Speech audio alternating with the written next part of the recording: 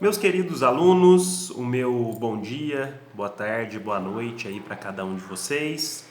Mais uma semana que a gente se encontra para esse nosso encontro telepresencial. Espero que o material aí possa estar dando um alento para vocês nesses momentos difíceis que a gente tem passado, mas que eu acredito que estamos próximo aí de uma solução e de uma volta gradativa ao normal das nossas vidas. Vamos lá. Essa semana a gente vai falar um pouquinho sobre a questão estrutural e a questão histórica das bases constitucionais para o nosso sistema financeiro e monetário. Nós estudamos nas últimas semanas toda a estrutura do nosso poder legislativo, poder judiciário, o poder executivo, e essa semana a gente começa o estudo do nosso sistema tributário e financeiro no âmbito da nossa Constituição Federal. Então vamos lá. Na aula de hoje a gente vai ver um pouquinho da parte histórica da criação desse modelo que nós temos hoje. Lembrando que a gente não pode se afastar da estrutura constitucional que nós temos no que diz respeito a Estado democrático de direito, que nem sempre foi observado dentro do histórico das nossas constituições, como nós já estudamos. Então, pois bem, o sistema financeiro que nós temos hoje, ele é formado por um conjunto de instituições, financeiras ou não, voltadas para a gestão da política monetária.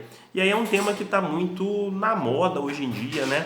E aí a gente tem visto com relação a essa questão aí da pandemia que nós estamos passando, a saúde em confronto com a questão econômica, o Poder Executivo dando a questão do benefício emergencial, e aí o setor privado também passando por toda essa crise de demissão em massa, pessoas perdendo o emprego. Então tudo isso compõe o nosso sistema financeiro, o nosso sistema monetário. Então, o Banco Central hoje do Brasil, ele propõe uma subdivisão do sistema financeiro nacional em 3 níveis, sendo órgãos normativos, entidades supervisoras e operadores financeiros. E aí olha só que interessante. O artigo 192 da nossa Constituição vem e fala: o sistema financeiro nacional estruturado de forma a promover o desenvolvimento equilibrado do país e a servir aos interesses da coletividade em todas as partes que o compõem, abrangendo as cooperativas de crédito, será regulado por leis complementares que disporão, inclusive, sobre a participação do capital estrangeiro nas instituições que o integram. Então a gente tem o artigo 192 definindo essa regra geral da composição, da estruturação do nosso sistema financeiro. E aí, nas aulas seguintes, na semana que vem e na próxima, a gente vai se ater de forma pormenorizada no estudo do nosso sistema tributário, da forma como se desenvolve a questão orçamentária e tributária no âmbito da nossa Constituição.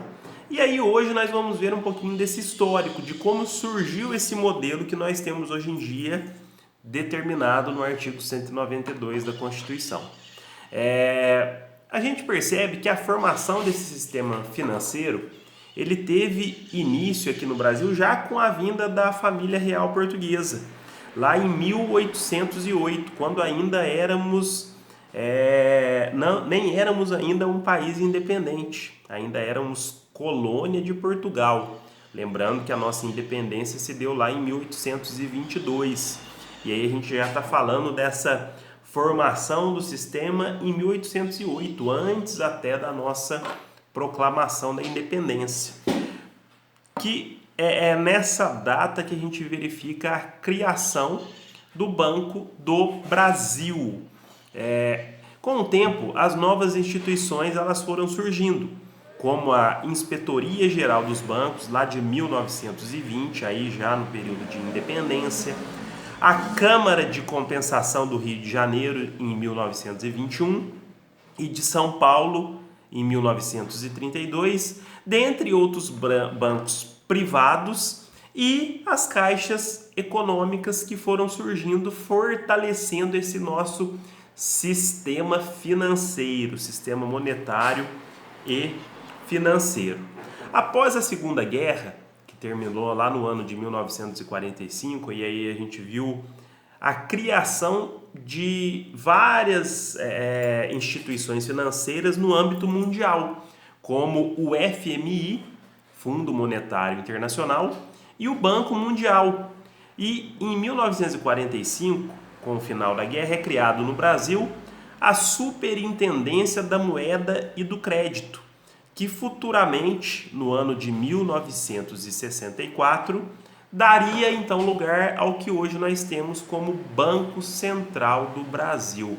Vocês vão perceber que eu até coloquei uma foto do Banco Central do Brasil, cuja sede é na capital da nossa república, na cidade de Brasília. Nas décadas de 50 e 60, a gente tem então a criação do BNDES, do Sistema Financeiro da Habitação, do Banco Nacional da Habitação e do Conselho Monetário Nacional, sendo que a partir desse momento, então, com a criação dessas instituições que compõem o nosso sistema financeiro e monetário, a gente passa por um novo ciclo econômico. E o sistema monetário nacional ele passa a ser regulamentado através do Conselho Monetário Nacional, o CMN, e do Banco Central, que tornam-se os principais órgãos do sistema. Então, hoje, o Conselho Monetário Nacional e o Banco Central são os principais órgãos do nosso sistema monetário e financeiro.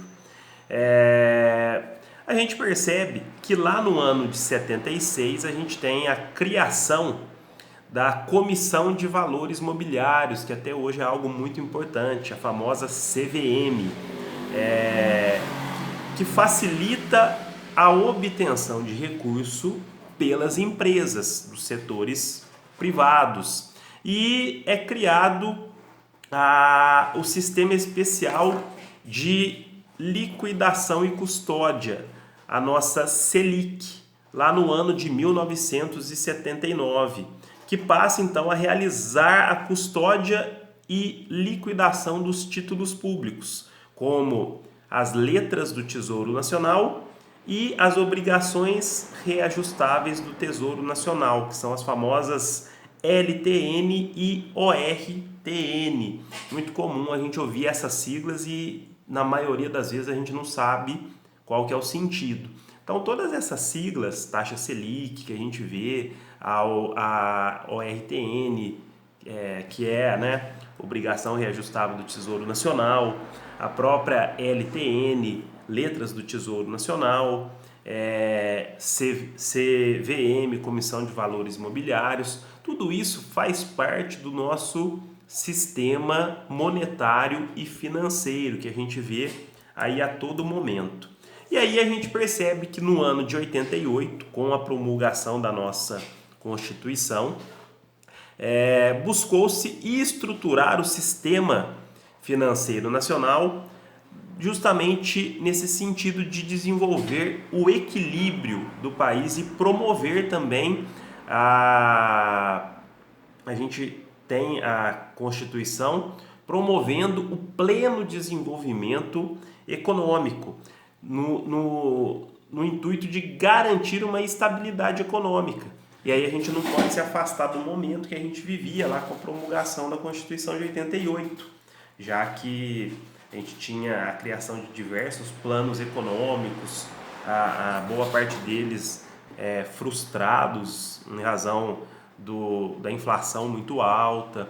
Então, a Constituição ela veio, no momento da sua promulgação, tentar dar um equilíbrio monetário e financeiro em toda aquela situação que o país vivia.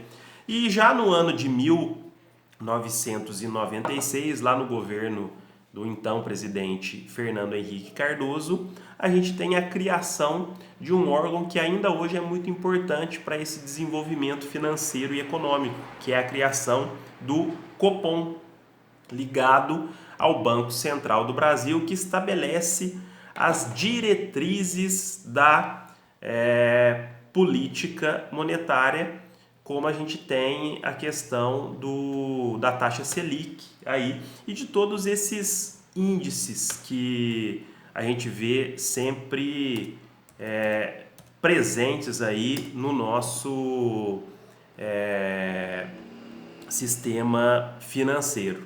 O Copom, ele é o Comitê de Política Monetária. Então, é um comitê que foi criado lá no ano de 96, justamente ligado ao Banco Central para demonstrar essa questão, para tentar fomentar realmente essa questão do desenvolvimento econômico e financeiro. Finalizando a aula de hoje, nesse contexto histórico, tem um filme que é muito interessante, que demonstra como é que se deu a questão da criação do Plano Real, e ele, se não me engano, ele se encontra lá no Netflix. Então, chama Real, se não me engano. É um filme brasileiro, né? E conta toda essa trajetória dos planos econômicos e como se deu a criação do Plano Real.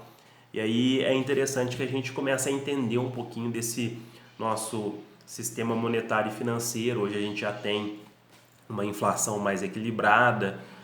O Plano Real ele entrou em vigor lá no ano de 1994. Então a gente percebe que 2 anos depois, em 96, a gente teve a criação aí do Copom, que é o Comitê de Política Monetária.